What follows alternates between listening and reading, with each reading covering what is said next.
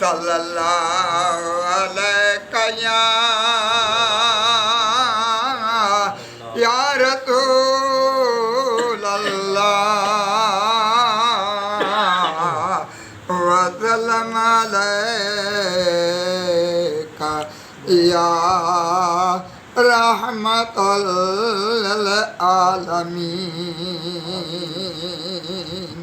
पर जिस दिल विच हुब हैदर दी नहीं बस वो है बख्ता दा ढिला वो अपने आप को जियांदा समझे कालू इन्ना लिल्लाह ओ जड़ा पीर होवे हसनैन दा बाबा को जन्नत तो नया के दी सुभान अल्लाह। पर जन्नत अली अजे कदमन में आ तस्लीम कयो हर टोले अबू तुराब विसारी दे तब्या खैर छली दरोले नाम अली जो विरद पढ़ी तो शाम सुबह बोले ओ मुझे पीर अली परवरवा निंदु जन्नत जा दर खोले सल्लल्लाहु अलैहि या रसूल अल्लाह वसल्लम अलैका या रहमतुल आलमीन।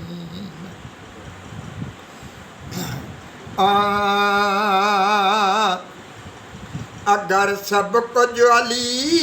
अजे दरता मिले बेदर ते वञणा जो छा मतलब हैदर जो गदा कर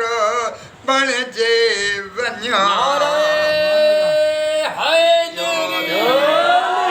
हैदर जो गदा कर बणजी वञा गैरन का पिनणा जो छा मतलब अगर सब कुछ अली अजे दरता मिले बेदर ते वञणा जो छा मतलब रोज़ा निमाज़ ऐं मुसला बिना हुब हैदर जे सब बातल थे रोज़ा निमाज़ ऐं मुसला बिना हुब हैदर जे सब बातल थे जे औलाद अलिया सा अथय दुश्मनी जे औलाद अलिया सा अथय दुश्मनी तपो नमाज़ुन पढ़ना जो छा मतलब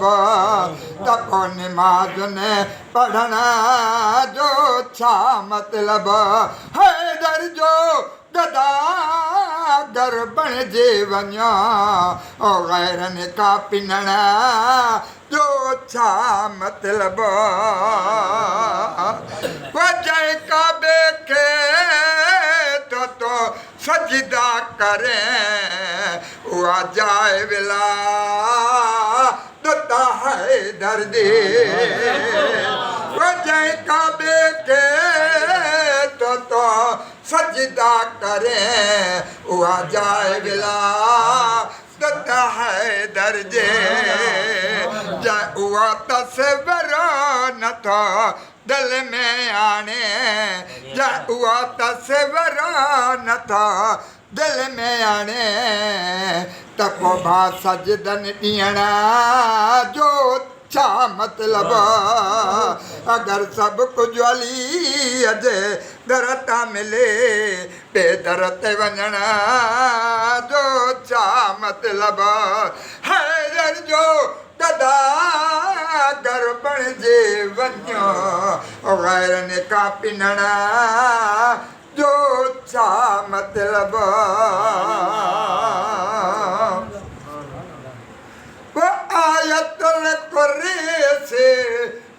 त सही है आयतुल कुरसी पढ़ो त सही जेका नाम अलिया साथे थी ख़त्म जेका नाम अलिया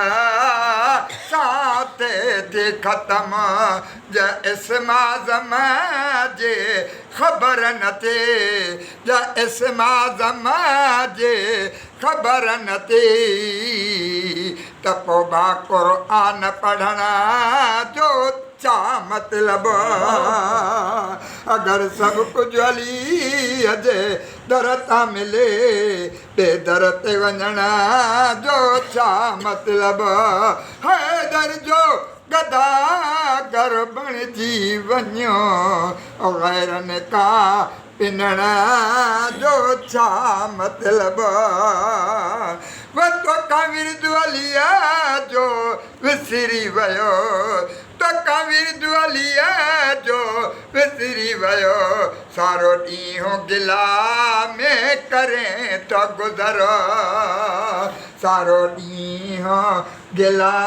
में करी तो गुज़रो तुरा बालिया जो थी तालिब है तुरा बालिया जो थी तालिब तेजे शिकवा करना जो छा मतलब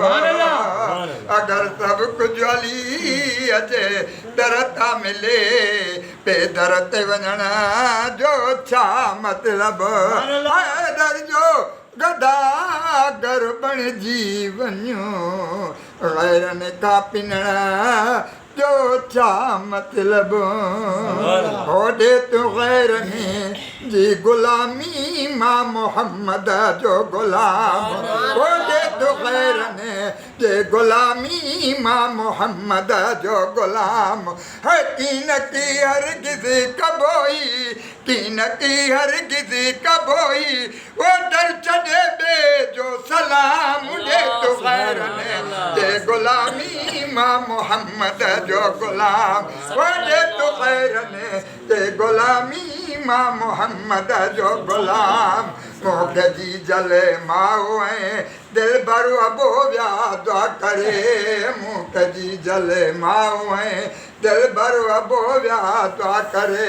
दुआ ॿुधी हिकु मिंट में मां बि वेठ ते हाउ करे हाय दुआ ॿुधी हिकु मिंट में मां बि वेठ ते हाउ करे तन दुआउनि जे मुहाबे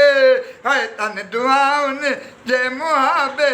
फूलवा मुंहिंजो कलाम ॾे तूं गैरनि जे गुलामी मां मोहम्मद जो गुलाम सुभान अल्लाह।